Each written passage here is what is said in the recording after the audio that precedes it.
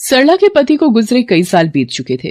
वो अपने दोनों बच्चों के पालन पोषण के लिए ऑमलेट का ठेला लगाती थी। सरला ने रोशनलाल कपड़े वाले की दुकान के बाहर 1000 रुपए महीने पर जगह ले रखी थी। सरला ने बच्चों को सरकारी स्कूल में डाल रखा था। वो सुबह से लेकर रात तक ठेले पर बहुत मेहनत करती थी।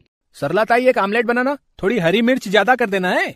मुझे पता है मुकेश जी, आप ऑमलेट में हरी मिर्च ज्यादा ही लेते हो। हाँ जी, आपको भैया बिना मक्खन वाला 20 रुपए और मक्खन वाला ऑमलेट 30 रुपए का है। सरला ताई, 2 प्लेट आमलेट ब्रेड बना देना, मैं आपको अभी थोड़ी देर में पैसे देता हूँ, ठीक है ना? चंदन भैया, आपके पिछले पैसे भी अभी देने बाकी हैं। 10 प्लेट ऑमलेट के पैसे हो गए हैं। अरे तो दे दूंगा सरला ताई, न तुम कहीं जा रही हो न मैं यहाँ से भागा जा रहा हूँ।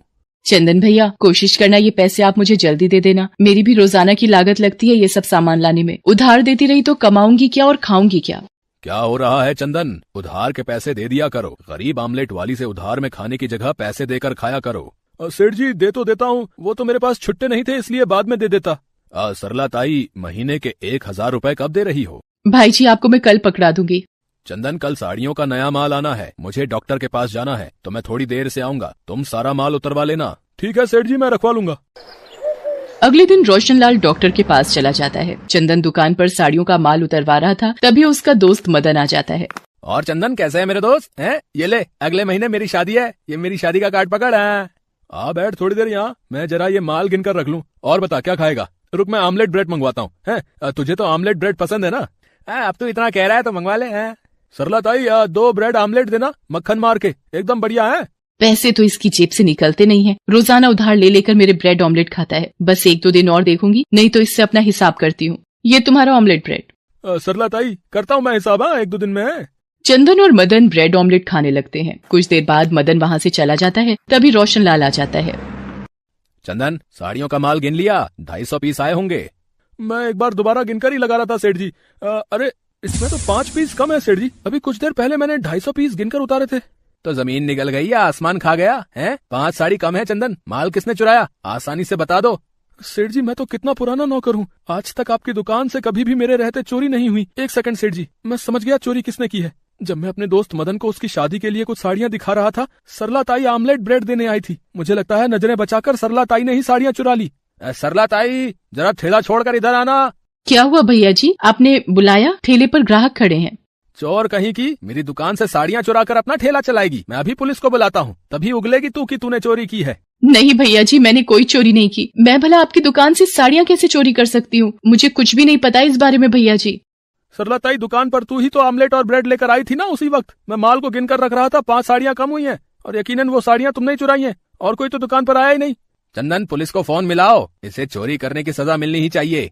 भैया जी, ऐसा मत करो, घर पर मेरे छोटे छोटे बच्चे मेरी राह देख रहे होंगे। मुझे जेल में मत भेजो, मैंने कोई चोरी नहीं की है, मेरे ऊपर रहम करो। ठीक है, मैं तुझे पुलिस के हवाले नहीं करूंगा, पर मुझे आज के बाद तेरा ठेला अपनी दुकान के बाहर नजर ना आए, नहीं तो पुलिस को बुलाने में मुझे देर नहीं लगेगी। चाप 2000 रुपए मुझे पकड़ा और निकल यहाँ से, और बाकी की साड़ियों के 8000 रुपए मुझे तू लौटा देगी अगले हफ्ते ही। सरला फूट फूट कर रोती हुई 2000 रुपए रोशनलाल को देकर अपना ठेला उसकी दुकान के आगे से हटा लेती है। पर एकदम से ग्राहकों से बंधी हुई जगह छूट जाने से सरला के काम का बहुत नुकसान होता है। सड़क पर बने एक खंबे के सहारे वो अपना ठेला लगा तो लेती है, पर पहले उसका ठेला बाजार के बीच में था, इसलिए ग्राहक बहुत आ जाते थे। अब कॉलोनी की जगह होने की वजह से ग्राहक भी नहीं आते थे, और ऊपर से जगह के भी 2000 रुपए और देने पड़ते थे। सरला बहुत परेशान रहने लगी थी। उसकी कमाई बिल्कुल ना के बराबर हो गई थी। ऊपर से उसका मन खराब था कि उस पर चोरी का झूठा इल्जाम लगा हुआ था। वो ज्यादा कुछ बोल भी नहीं सकती थी, उसे बच्चों की चिंता थी। एक दिन, माँ, मेरा स्कूल का स्वेटर छोटा हो गया है, मेरे लिए नया स्वेटर ला दो माँ। माँ, मेरे भी जूते फट गए हैं, मेरे पैरों में देखो कट पड़ गया है। क्या करूं, कहाँ से इंतजाम करूं, कुछ समझ नहीं आ रहा। रोशनलाल जी को भी 8000 रुपए देने पड़ेंगे। नई जगह पर ग्राहक भी नहीं आ रहे हैं। सरला बहुत परेशान थी। अगले दिन उसे वापसी के लिए थोड़ी देर हो गई। पता ही नहीं चला, रात बहुत हो गई है। जल्दी से ठेले का सामान बांध लेती हूँ, बच्चे भी राह देख रहे होंगे। बहुत अंधेरा है यहाँ पर, तो लगता है खंबे की लाइट गई हुई है। ये रोशनलाल जी की दुकान अभी तक खुली हुई है, पर दुकान में अंधेरा क्यों है? अरे, ये तो चंदन और उसका दोस्त मदन है। रोशनलाल जी कहीं दिखाई नहीं दे रहे, कुछ तो गड़बड़ है। ये दुकान की साड़ियाँ गाड़ी में क्यों रख रहा है, और वो भी इतनी रात में? रोशनलाल जी को फोन करके पता करती हूँ। सरला रोशनलाल को अपने मोबाइल से फोन मिलाती है और सारी बात बताती है, जिसे सुनकर रोशनलाल हैरान हो जाता है और वो सरला के कहने पर दुकान पहुंचता है। अरे सेठ जी, आप इस वक्त? वो मैं दुकान में माल को चेक करने। इस वक्त तुम कौन सा माल चेक करने आए हो? और ये मदन क्या कर रहा है तुम्हारे साथ?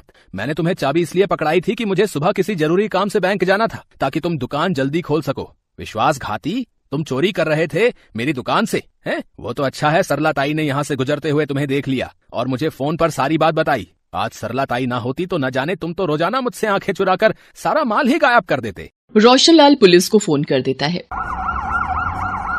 वो चंदन और मदन को चोरी करने के इल्जाम में गिरफ्तार कर लेती है। चंदन पुलिस के सामने उगल देता है कि वो पिछले कई दिनों से दुकान से साड़ियां चोरी करके मदन के साथ मिलकर बेच रहा था और उसी ने खुद को बचाने के लिए सरला पर भी झूठा इल्जाम लगाया था।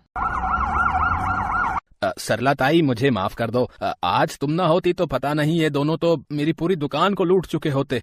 तुम्हारा बहुत बहुत शुक्रिया। और मैंने तुम्हारे साथ इतना गलत व्यवहार किया, फिर भी तुमने आज मेरी सहायता की। तुम्हें कहीं और जाने की जरूरत नहीं है। तुम मेरी दुकान के बाहर ही अपना आमलेट का ठेला लगाओगी और मैं उसके कोई पैसे तुमसे नहीं लूंगा, बल्कि मुझे तो तुम्हारे जैसे विश्वासी लोगों की ही जरूरत है जो मेरी दुकान का ऐसे चोरों से ख्याल भी रखेंगे। भैया जी, मुझसे आप माफी मत मांगिए। कई बार हम कानो सुनी पर विश्वास कर लेते हैं और बिना दूसरे पक्ष पर विश्वास किए नतीजे पर पहुंच जाते हैं। शायद कभी कभी हमारा समय ही खराब होता है, इसीलिए परिस्थितियां भी हमारे विपरीत ही होती हैं। मैं आपकी दुकान के बाहर फिर से ठेला लगा पाऊंगी तो मेरे बंधे हुए ग्राहक फिर से लौट आएंगे। आपका शुक्रिया भैया जी। सरला की सच्चाई और चंदन का सफेद झूठ रोशनलाल के सामने आ जाता है। सरला फिर से रोशनलाल की दुकान के बाहर ही अपना ऑमलेट का ठेला लगाने लगती है, जिससे उसके बंधे हुए ग्राहक फिर से वापस आ जाते हैं और एक गरीब ऑमलेट वाली को सच्चाई का फल मिल जाता है।